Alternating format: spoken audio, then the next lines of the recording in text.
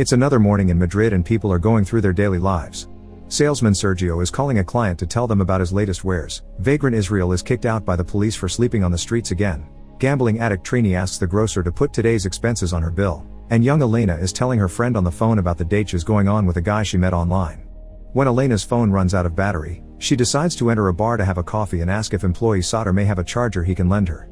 Right behind her, a coughing sick man also enters the bar and rushes to the bathroom, making owner Amparo angry because people are always using her bar's toilet without buying anything. Israel suddenly barges in as well because he knows Amparo will feed him for free, and his constant loudly quoting of the Bible is an annoyance for everyone there, including an impatient bank clerk, a street cleaner, and former cop Andres, but it doesn't seem to bother Nacho because he has his headphones on. Sergio and Trini come into the bar, and Trini is ready to spend all the money she has left on the bar's slot machine. When the bank clerk gets tired of waiting for his breakfast, he decides to leave without eating, but as soon as he steps outside, he's shot. Everyone in the streets runs away and all the people in the bar panic, although it takes Nacho a moment to catch on to what's going on because he didn't hear the gunshot. There's no signal inside the bar, meaning they can't call the police, so the street cleaner decides to go out anyway. Unfortunately, while he's checking on the bank clerk, he's shot as well. Israel laughs and continues to quote the Bible as the others panic and throw themselves on the floor just in case. In fact, Israel wants to leave since he has church today, but Amparo convinces him to stay by offering him more food and promising to talk to the priest later. Trini carefully reaches for the remote and turns on the TV, but as she surfs through the channels, the group notices something very weird. Nobody is talking about the deaths that just happened in the middle of the streets of Madrid, which is incredibly suspicious. While everyone argues about it, Trini looks outside and finds something even more suspicious. The bodies are gone, and there isn't even a drop of blood left. They don't understand why somebody came by to pick up the bodies but didn't check on them, and the group tries to keep itself busy by watching TV or chatting while waiting for help. Soter begins throwing crazy theories around, wondering if this is a dream or if they've been abducted by aliens, or even the government. After Amparo slaps him to make him see sense, the group starts going over the facts. Elena thinks maybe the two guys were connected, but it doesn't sound likely for a street cleaner and a bank clerk. Sergio, on the other hand, realizes that maybe it's not a criminal who is doing the shooting, it's the police. They may have received a tip-off saying an important criminal is inside the bar, but they don't know who it is, so they shoot anyone that comes out. If it's someone very dangerous like a terrorist carrying a bomb, they can't risk letting them out. It would explain why the area has been evacuated and why the cops aren't bursting in to catch them. As everyone discusses this theory, Nacho decides to hide his bag before they find it suspicious, but he's caught red-handed. Sergio and Andres hold Nacho while Soter grabs the bag, but he doesn't dare to open it. Amparo takes it from him and opens it herself, finding a bunch of clothes and a hard disk. Nacho swears it's just work files, but as another argument begins over what to do with it, Elena takes it, throws it on the floor, and repeatedly steps on it until it's destroyed. Then she calls everyone babies for obsessing over dumb theories. However, Nacho is angry that he was found suspicious just because of his beard and because he ignored the shot, thus he points at Sergio's suitcase to make the same accusation. Amparo takes the suitcase and Sergio tries to get it back, causing Soter jump in to defend his employer and Sergio hits him instead. Startled, Andres takes out a gun to make him stop, and everyone is so shocked that Israel takes the chance to steal the suitcase. After quoting the Bible again, he opens it, only to reveal a bunch of lingerie. That's the product Sergio sells. At that moment, a weird noise comes from the bathroom. They had forgotten about the sick man. The door is locked, so Andres shoots it to open it, and they find the man on the floor bent over the toilet with bleeding ears and a weird-looking syringe next to him. Suddenly, another noise gets their attention, this time coming from the streets. It's a truck carrying special masked agents that ignore the group's cries for help and instead pile up tires outside the bar to then start a fire. This fire lets out a heavy dark smoke that appears on TV. The news anchor talks about a big fire in the middle of Madrid, so the group realizes this has been started by the government to cover up the killings. The sick man then comes out of the bathroom in a terrible condition. He drops his phone and tells them don't touch me before he falls to the floor and dies. Nacho grabs the man's phone and by looking at the pictures, they find out he belonged to the military and used to work in Africa. The pictures also show a group of men wearing hazmat suits. Now everything is clear. This man has brought a deadly disease with him. That's why the area has been evacuated and anyone from the bar is shot. Most likely, all of them are already infected, and the government is covering it all up. Thinking they're going to die, everyone goes back to trying to keep themselves busy while waiting, and Israel prepares the sick man for funeral prayers, which includes putting coins over his eyes. Elena and Nacho have the sick man's phone, which only has 10% battery left, and they decide to try to find a signal. Nacho manages to do it by standing on a chair near a higher part of the bar ceiling, so he calls a coworker to explain the TV is lying. Thinking Nacho's not being urgent enough, Soter takes the phone from him and begins desperately yelling for help, which makes the coworker think it's a prank and hang up. Nacho doesn't think there's enough battery left for another call, and the two men begin fighting over the phone until the chair breaks and they fall, pushing everyone back in the process. This makes Trini hit the slot machine and hit jackpot, getting it to expel a bunch of coins that Israel begins picking up. Andres wants a turn with the phone next, but Amparo warns him not to touch it because it used to belong to the sick man. In fact, Amparo wants everyone that touched the sick man to stay away from her. Andres and Sergio agree with her, thinking precautions should be taken, so they run away from the group that did touch him to hide with Amparo behind the counter. Elena thinks this is ridiculous because they've been together for hours now, and they've all touched each other, but the trio is firm on their decision. In fact, Andres threatens them with his gun to make them go down the storeroom and take the sick man's body with them.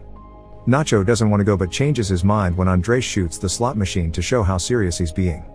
Israel is taking his sweet time as well, too busy quoting the Bible, thus Amparo convinces him to go by giving him 2 bottles of alcohol.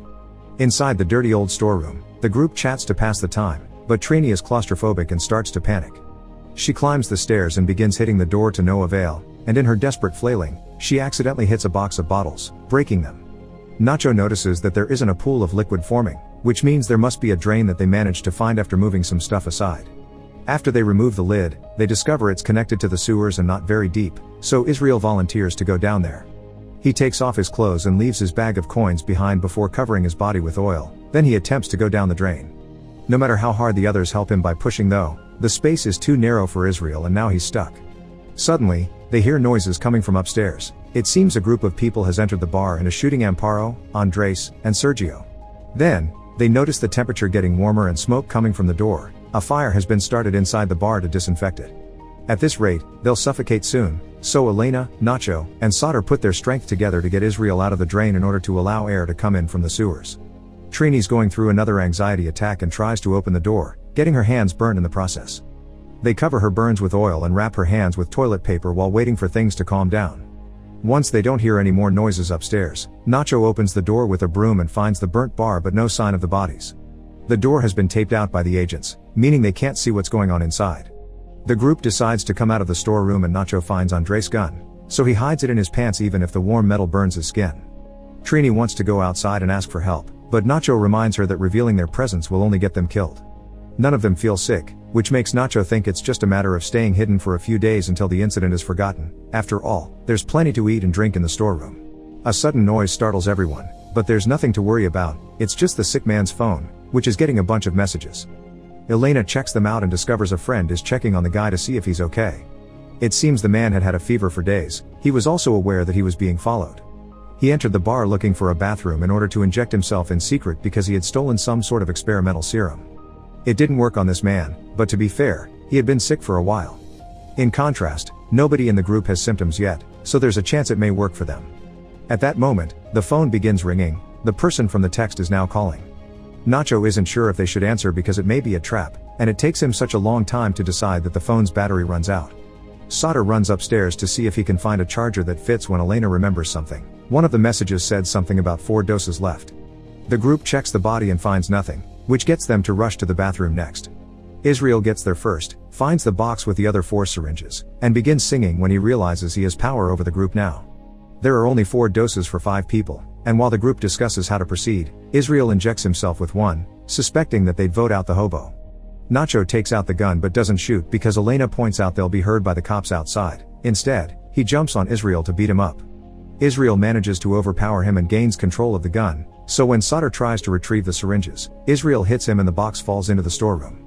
Trini rushes downstairs and picks it up, but because of her bandaged hands, she lacks coordination and accidentally drops the box in the sewers. Someone thinner needs to go through the hole, meaning their only option is Elena. After taking off her clothes and covering her body with oil, Elena gets into the hole. Trying to go down hurts her thighs and makes her bleed, but the group keeps pushing until she goes through and falls into the dirty water. It doesn't take her long to recover the box of syringes, but she refuses to tie it to the wire Nacho is lowering because she knows they'll use them all and leave her with nothing. Elena wants to be better than them so she won't be using one on herself either, but if the others want to have a proper discussion about this, they'll have to come down too. Elena goes exploring while the group uses a piece of pipe to make the hole bigger. After a few turns, Elena finds a storm drain and takes a look after hiding the syringes in a hole in the wall.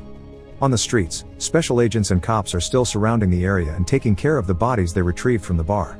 Then, Elena goes back to the storeroom hole, where she finds the men have already come through and are now helping Trini, whose flailing makes everyone fall into the water. Sadr and Trini get out alright, but Nacho takes the chance to jump on Israel to try to recover the gun.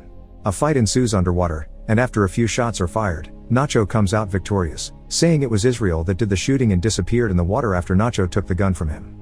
The group thinks Nacho killed Israel, who is acting more and more violent by the second.